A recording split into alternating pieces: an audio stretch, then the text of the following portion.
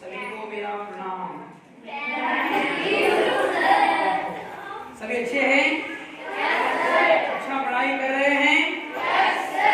हाँ, तो आज हम एक नया पाठ लेकर आए हैं आपके पास। तो आपको अब तक हमने सारे पाठों को समाप्त किया है। तो अंतिम एक जो पाठ है वह यहाँ पर दोहा है। तो दोहा जानते हैं? दोहा किसे कहते हैं? दोहा अंग्रेजी में हाँ बताओ। Very good. द्विपदी को दोहा कहते हैं। जो दो यहाँ पर लाइनों में जो कविता को रचाया जाता है, तो जहां पर हमें 12 शताब्दी से लेकर 16 शताब्दी तक बहुत से दासों ने अपनी पंक्तियों को लिखा। फर्स्ट दासरे मणिलो दोहेಗಳನ್ನ रचने ಮಾಡಿದ್ರು। तो आप कौन कौन दोहा का रचना किया है बताइए? हाँ वेरी गुड। हाँ तुलसीदास और वेरी गुड। कौन? कबीरदास। हाँ और ಮತ್ತೆ रहीमदास, तुलसीदास, कबीरदास, वरुणदास ಬರ್ತಾರೆ। हाँ और आते ಬರ್ತಾರೆ और मीराबाई ಬರ್ತಾರೆ। मीराबाई हाँ हरिओद ಬರ್ತಾರೆ।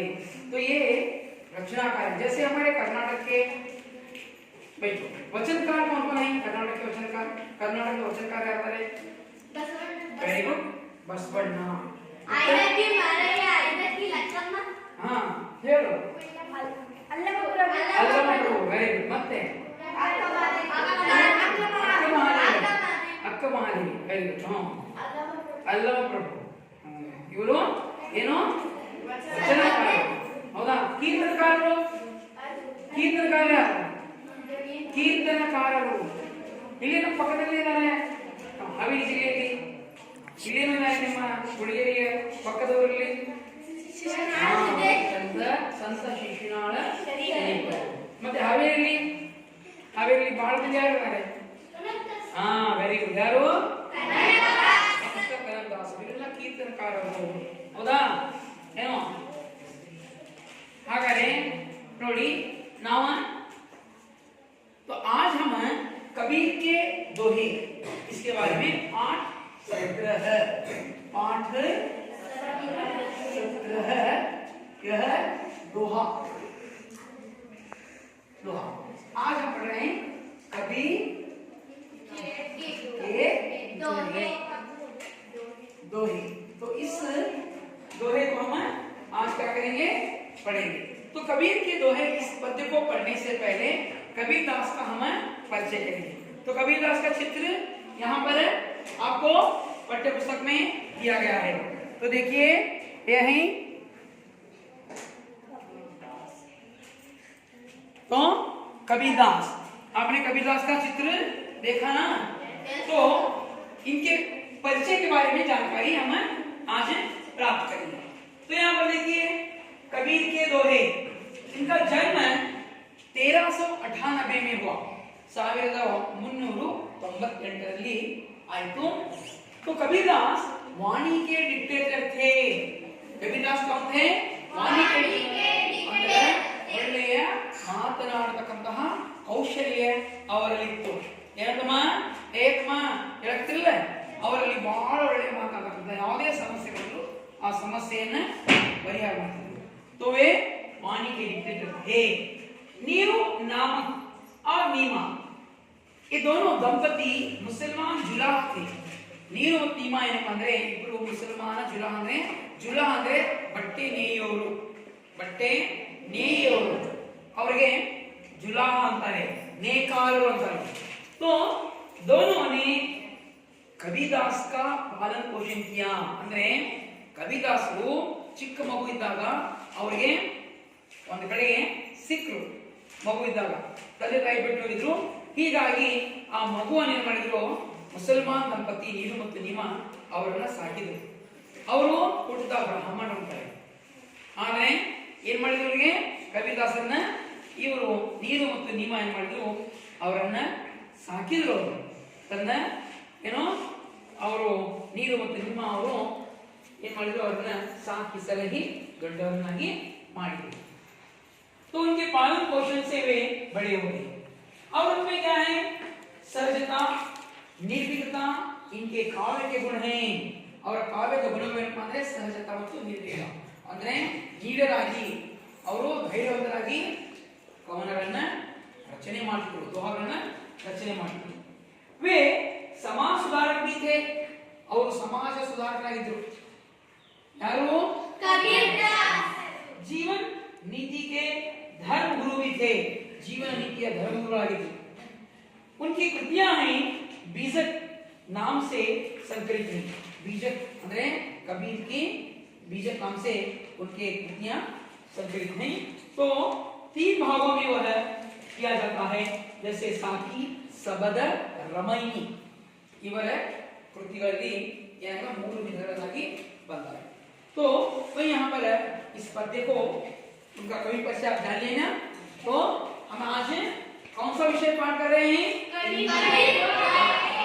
विषय हिंदी। हाँ, हिंदी वाला विषय। तो मेरा नाम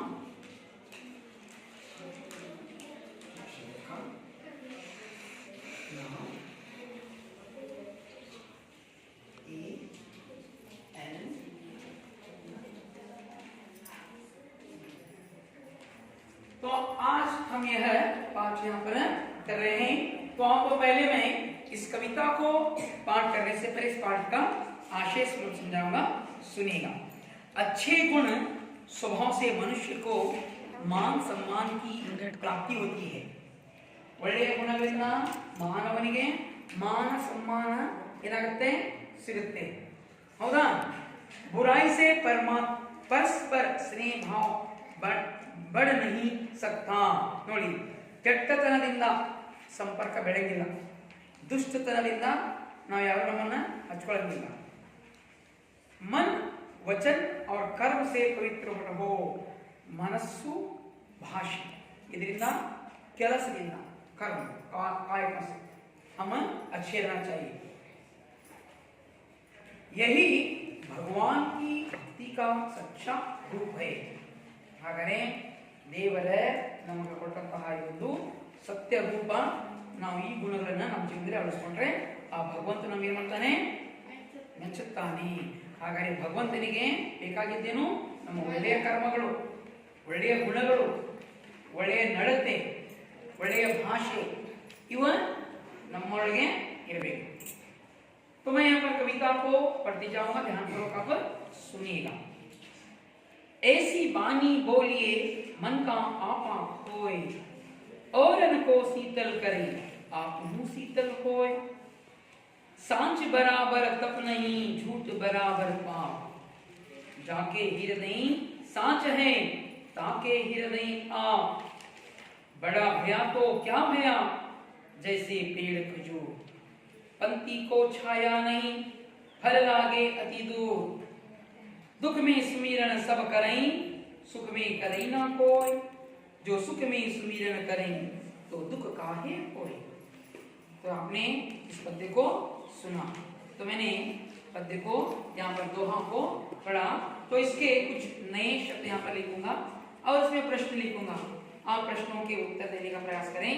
उसके बाद मैं इस पद्य को विवरणात्मक रूप से कहूंगा और इस पद्य को आपको अच्छी तरह से लय, स्वर और भाव से हम इसे गाएंगे, कंठस्थ करेंगे।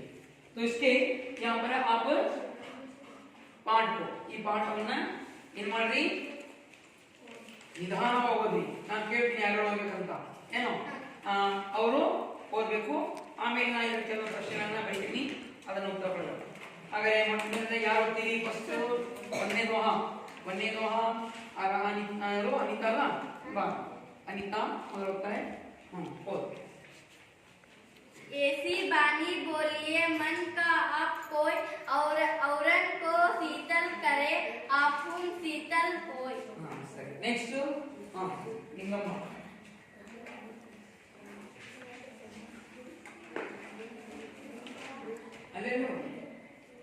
सांझ बराबर तप नहीं, झूठ बराबर पाप, जाके हृदय शांत है ताके हृदय आप नेक्स्ट नेक्स्ट ಹೇಳ್ತೀನಿ हां होगा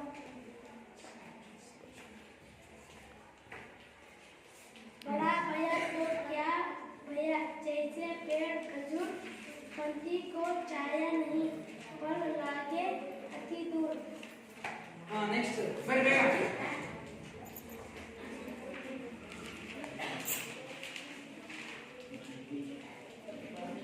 यार नो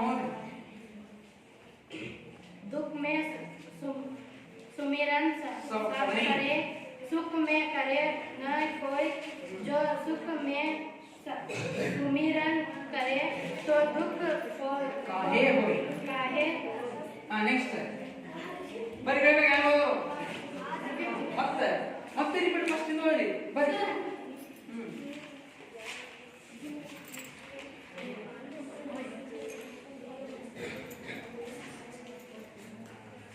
ऐसी वाणी बोलिए मन का आपा खोए औरन को शीतल करे आपको शीतल हुए ಮತ್ತೆ ಹೇಳ್ತೀನಿ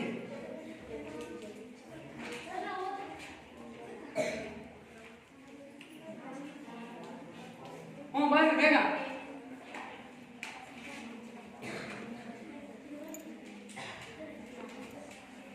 सच बराबर तप नहीं झूठ बराबर पाप जैसे हृदय सच है ताके हृदय पाप ಮತ್ತೆ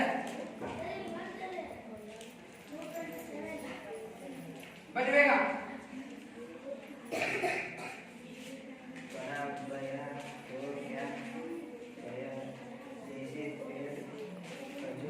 हाँ वेरी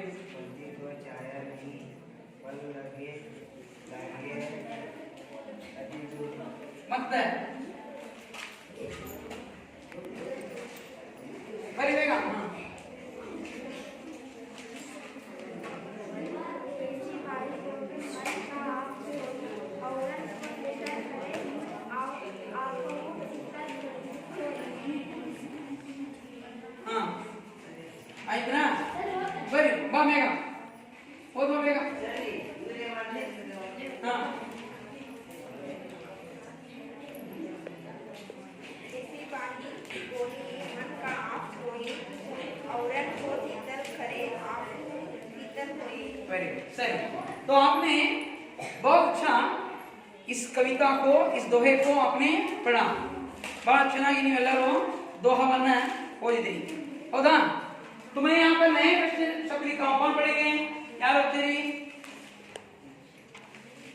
ನೀನು ರೇಖಾ ರೇಖಾ ಓದು ಏನಿದು ಬಾನಿ ಅಂದ್ರೆ ವಾಣಿ ವೆರಿ ನೆಕ್ಸ್ಟ್ सांच ಸಾಚ್ ಅಂದ್ರೆ ಸಚ್ ನೀನು ಓದು बड़ा हाँ लंबा लंबा लंबा चौड़ा हाँ हाँ ओद सुमिरन हाँ स्मरण करना ವೆರಿ ಗುಡ್ ನೆಕ್ಸ್ಟ್ ಇಲ್ಲೊಂದು ಪ್ರಶ್ನೆ ಬರ್ತೀನಿ ಯಾರು ಓದ್ತೀರಿ ನೀವು ಓದಿದಿರಿ ಯಾರು ಓದಿಲ್ಲ ನೀನು ಓದು ಹಾಂ कैसी वाणी बोलना चाहिए ಯಾರು ಹೇಳ್ತೀರಿ ಈಗ ವಾಯ್ಸ್ ಹೇಳ್ತಾರೆ ಹೇಳೋದು हमें मधुर और मीठी वाणी बोले ಬೋಲ್ನಾ चाहिए ವೆರಿ ಗುಡ್ ಮತ್ತೆ ಇನ್ನೊಂದು ಪ್ರಶ್ನೆ ಇದ್ರೆ ಯಾರು ಓದ್ತೀರಿ ನೀನು ಹಾಂ ಹೇಳಿ जिसके हृदय में ईश्वर ईश्वर रहता है ಅಕ್ಕೊಂದು ಅವ್ರು ಹೇಳ್ತಾರೆ ಉತ್ತರ ನೀನೆಲ್ಲ ಹೇಳು ಹೇಳು सत्य बोलने वालों के हृदय में ईश्वर रहता है वेरी गुड सत्य बोलने वालों के हृदय में ईश्वर रहता है ಹಾಗಾದ್ರೆ ಬಹಳ ಚೆನ್ನಾಗಿ ನೀವು उत्तर ಹೇಳ್ತಾ ಇದ್ದೀರಾ बहुत अच्छे बच्चे हैं आप तो मैं इस पद्य को विवरण के साथ बताता हूँ ध्यान से सुनिए ऐसी वाणी बोलनी चाहिए मन का ಆಪಾಪ ಹೋಗಿ ಅಂದ್ರೆ ನಾವು ಇಂತಹ ಮಾತುಗಳನ್ನು ಆಡಬೇಕು ನಮ್ಮ ಮನದ ಅಹಂಕಾರ ಹೋಗಬೇಕು ऐसी वाणी ऐसी बात करना चाहिए अपने अंदर का अहंकार दूर होना चाहिए औरन को शीतल करें आप शीतल होए ನಮ್ಮ ಮಾತುಗಳು ಮಾತನಾಡಿದರೆ ಬೇರೆಯವರ ಮನಸ್ಸು ಮುಗ್ಧಾಗಿರಬೇಕು ಮನಸ್ಸು ಏನಾಗಿರಬೇಕು ಅವ್ರಿಗೆ ಇನ್ನೂ ಕೇಳಬೇಕನ್ನಬೇಕು ಅಂತಹ ಮಾತುಗಳನ್ನ ಅಂತ ವಚನಗಳು ಹೇಳಬೇಕು ಅದಕ್ಕೆ ಋಷಿ ಮುನಿಗಳು ಮಹಾತ್ಮರು ಅಥವಾ ಯಾರು ಮಹಾನ್ ಗುರುಗಳು ಏನ್ ಮಾಡ್ತಾರೆ, ಅವರ ಪ್ರವಚನಗಳಿಂದ ಜನರ ಮನಸ್ಸನ್ನ ಮೃದು ಆಗ್ತದೆ, ಅವರು ಅವರ ಕಡೆ ಆಕರ್ಷಣೆ ಆಗ್ತಾರೆ. ಅದಕ್ಕೆ ಅಂತಹ ಮಾತುಗಳನ್ನಾಡ್ರಿ, ಬೇರೆಯವರಿಗೆ ತೊಂದರೆ ಆಗಬಾರ್ದು. ಆಪಹು ಶೀತಲ್ ಹೋಯ್, ನಮ್ಮ ಮನಸ್ಸು ತೃಪ್ತಾಗ್ಬೇಕು. ಬೇರೆಯವರಿಗೆ ನಾವು ಬೈತಿರ್ತೀವಿ, ಬೈಬಾರ್ದು. ಕೆಟ್ಟ ಮಾತುಗಳು ಹೇಳ್ತೀವಿ, ಅಹಂಕಾರ ಮಾತುಗಳು ಹೇಳ್ತೀವಿ, ಸಿಟ್ಟು ಮಾತುಗಳು ಹೇಳ್ತೀವಿ, ಮಾಡಬಾರ್ದು. ಅದರಿಂದ ಏನಾಗುತ್ತೆ, ದ್ವೇಷ ಹುಟ್ಟುತ್ತೆ, ಜಗಳ ಹೊಡ್ತವೆ, ಹೊಡೆದಾಟ ಮಾಡ್ತಾ ಬರ್ತವೆ, ಹೌದಲ್ಲ. ಅದಕ್ಕೆ ನಮ್ಮ ನಾಲಿಗೆ ಏನಪ್ಪಾ ಅಂದ್ರೆ ಭಗವಂತ 2 ದವಳೆಗಳ ಒಳಗೆ ಬಿಡ್ತಾರೆ, ಹೌದಾ. ಅದಕ್ಕೆ ಅದರ ರಕ್ಷಣೆ ಮಾಡಬೇಕು. ಅದಕ್ಕೆ ಮಾತಾಡ್ಬೇಕಂದ್ರೆ ಮೊದಲು ನಾವು बात करनी चाहिए तो सोचना चाहिए, गंभीर होना चाहिए, और क्या बोल रहे हैं ಏನ್ ಮಾತಾಡಬೇಕು ಅದರ ಯೋಚನೆ ಮಾಡಬೇಕು. क्या बोल रहे हैं उसके बारे में हम विचार करना चाहिए, उसके बाद हम बात करना चाहिए. तो लोगों को इससे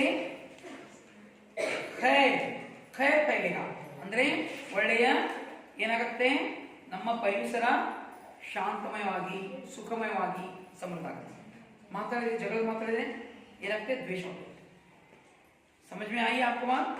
ऐसी वाणी बोलना चाहिए जो दूसरों को मन का अहंकार खोए और अपने अंदर का भी अहंकार खोए. ऐसी बात हमें करनी चाहिए. सांच बराबर तप नहीं, झूठ बराबर पाप. ಅಂದ್ರೆ सांच बराबर क्या नहीं, सांच बराबर तप नहीं, झूठ बराबर पाप. ಅಂದ್ರೆ ಸತ್ಯಕ್ಕೆ ಸಮನಾಗಿ ಮುಖ್ಯವಾದಲ್ಲ. ಸುಳ್ಳು ಹೇಳಿದ್ರೆ ನರಕ ಹೋಗ್ತೀಯ, ಪಾಪದ ಮೂಲ. ಸುಳ್ಳು ಹೇಳಿದ್ರೆ ಪಾಪಕ್ಕೆ ಮೂಲ. ಅದಕ್ಕೆ ಸತ್ಯದ ಸಮಾನ ಯಾವುದೂ ಇಲ್ಲ. ಪಾಪ ಏನಪ್ಪಾ ಅಂದ್ರೆ ಮೂಲ ನರಕ, ಅದು ಪಾಪ ಆಗುತ್ತೆ. ಸುಳ್ಳು ಹೇಳಬೇಕು, ಸುಳ್ಳು ಹೇಳಬಾರದು. जाके हृदय सांच है, ताके हृदय, जिसके दिल में भगवान बसते हैं, जहां पर सत्य है वहां पर वे वास करते हैं. ಯಾರ ಮನದಲ್ಲಿ ಸತ್ಯ ನುಡಿಗಳು ಮಾತಾಡ್ತಾರೆ ಭಗವಂತ ಅವರ ಮನದಲ್ಲಿ ಉಳ್ಕೊಂತಾರೆ. तो यहाँ पर सच के बराबर कोई भी नहीं है. पाप बराबर क्या है, यानी झूठ बराबर पाप है. और जहां भगवान वास करते हैं, जहां सत्य है, जहां सच्चाई है, जहां साफ है, ಎಲ್ಲಿ ದೇವರು ವಾಸ ಆಗ್ತಾರಂದ್ರೆ ಅಲ್ಲಿ ಸ್ವಚ್ಛತೆ ಇರಬೇಕು, ಅವರ ಮನಸ್ಸು ಶುಭ್ರವಾಗಿರಬೇಕು, ಪವಿತ್ರವಾಗಿರಬೇಕು. ಬಡಾ ಭಯ तो क्या भया, जैसे पेड़ खजूर. ನೋಡಿ ಇಲ್ಲಿ ಬಡಾ ಭಯ तो क्या भया, जैसे पेड़ खजूर. ನಾವು ಶ್ರೀಮಂತರಾದ್ರೇನು ದೊಡ್ಡವರಾದ್ರೇನು ಉತ್ತತ್ತಿ ಮರ ಬೆಳೆದಂಗೆ ಬೆಳೆದಿವಿ ಇಲ್ಲಿ ತೋರಿಸ್ತಾರೆ. ಆದ್ರೆ ಶ್ರೀಮಂತ ಆದ್ರೆ ಬೇರೆಯವರ ಸಹಾಯ ಮಾಡೋರಾಗಿರ್ಬೇಕು. ಆ ಬೇರೆ ಸಹಾಯ ಮಾಡತಕ್ಕಂಥ ಜನ ಇದ್ರೆ ಯಾವ ರೀತಿಯಾಗಿ ಉತ್ತತ್ತಿ ಮರ ಇದೆ, ಖಜೂರಿನ ಮರ ಇದೆ, ಉದ್ದಕ್ಕೆ ಬೆಳೆದಿದೆ, ಆದ್ರೆ ಅದರ ಹಣ್ಣು ತೆಗೆದಿಲ್ಲ, ಬಿಸಿಲಾಗ ನೆರಳು ಸಿಗಲ್ಲ. ಅದಕ್ಕೆ ಹೇಳ್ತಾರೆ ಪಂಚಿ ಕೋಚರಾಯಣಿ ಮರದಾಗಿ ಅಂತಿದ್ದು ಹೋಗುವ ದಾರಿಯ ಪ್ರಯಾಣಿಕನಿಗೂ ನೆರಳು ಸಿಗಂಗಿಲ್ಲ, ಮತ್ತ ಹಣ್ಣು ಸಿಗಂಗಿಲ್ಲ. ಊರಿನ ಶ್ರೀಮಂತದಾನ ಗಣ್ಯ ವ್ಯಕ್ತಿ ಅದಾನ, ಆದ್ರೆ ಸಹಾಯ ಮಾಡ್ತಕ್ಕಂಥ ದಾನ ಧರ್ಮ ಮಾಡ್ತಕ್ಕಂತಹ ಅವನಿಗೆ ಗುಣನೇ ಇಲ್ಲ.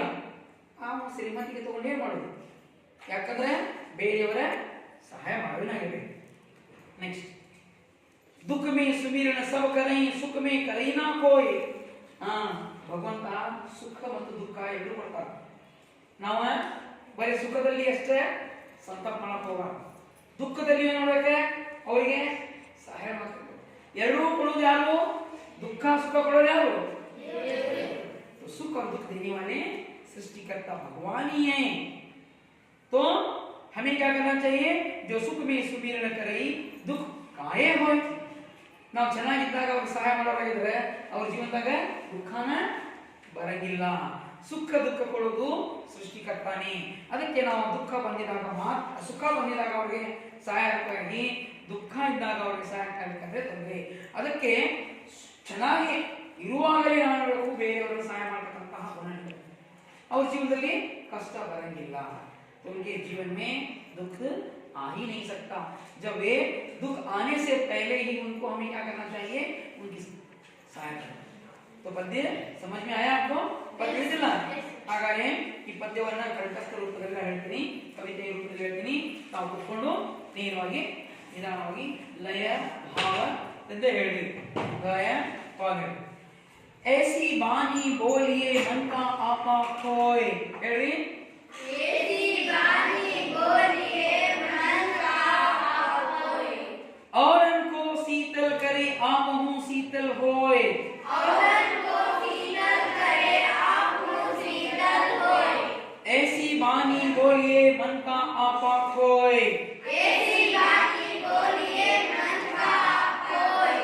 औरन को शीतल करे आप हूँ शीतल होए. औरन को शीतल करे आप हूँ शीतल होए. सांच बराबर तप नहीं झूठ बराबर पाप. साथ बराबर ताके हृदय सांच है ताके हृदय आप.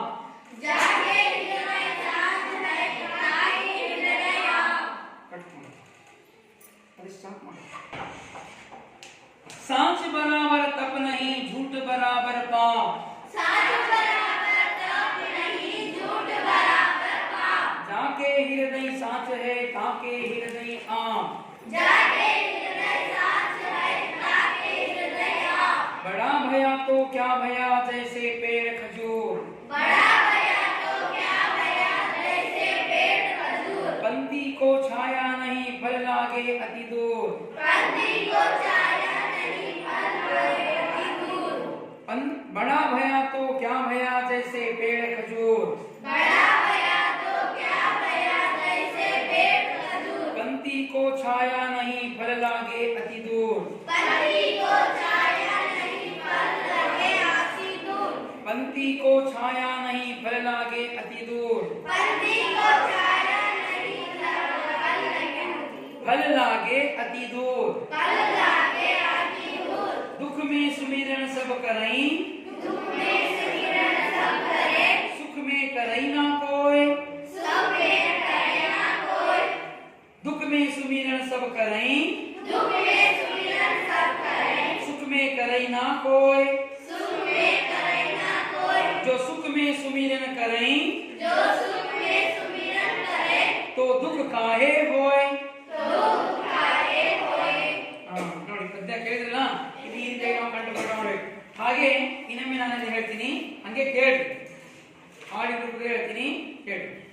ಬರೀ ನೀವು ಹೇಳ್ಬೇಡ್ರಿ. कबीर के दोहे. ऐसी बानी बोलिए मन का आपा खोए. औरन को शीतल करे आप हो शीतल होए. कबीरा आप हो शीतल होए. सांच बराबर तप नहीं झूठ बराबर पाप. सांच बराबर तप नहीं झूठ बराबर पाप. जाके हृदय साच है ताके हृदय आप. कबीरा ताके हृदय आप. बड़ा भया तो क्या भया जैसे पेड़ खजूर. बड़ा भया तो क्या भया जैसे पेड़ खजूर. पंथी को छाया नहीं फल लागे अति दूर. कबीरा फल लागे अति दूर. दुख में सुमिरन सब करई सुख में करई न कोई. दुख में सुमिरन सब करई सुख में करई न कोई. जो सुख में सुमिरन करई तो दुख काहे होय. कबीरा तो दुख काहे होई. तो दुख काहे होई. कबीरा तो दुख काहे होई. ಈ ರೀತಿಯಾಗಿ ನೀವು ಪದ್ಯ ಕಂಠಪಾಠ ಮಾಡಬೇಕು. ಮಾಡಿದ್ರಾ? ಚೆನ್ನಾಗಿರುತ್ತಾ? Yes sir. ಅಕ್ಷರ ಹೊಡಿಬೇಕು.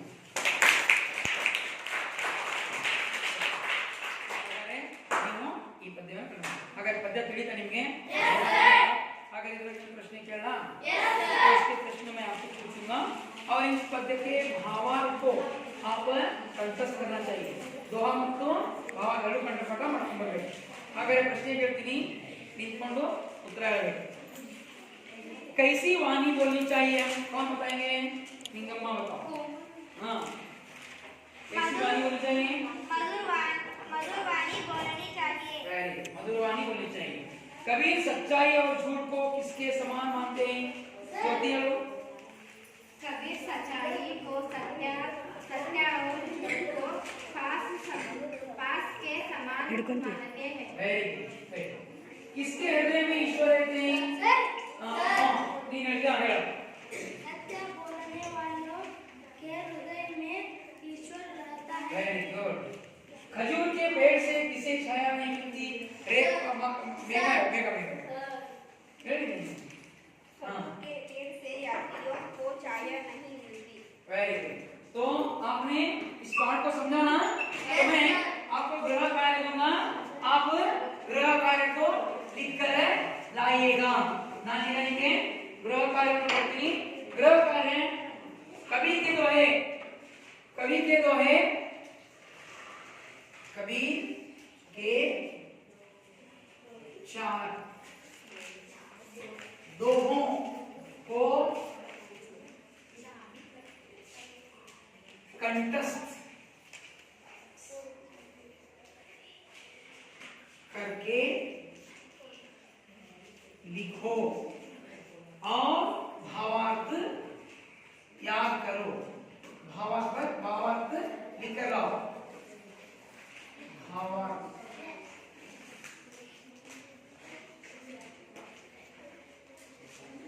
लिख कर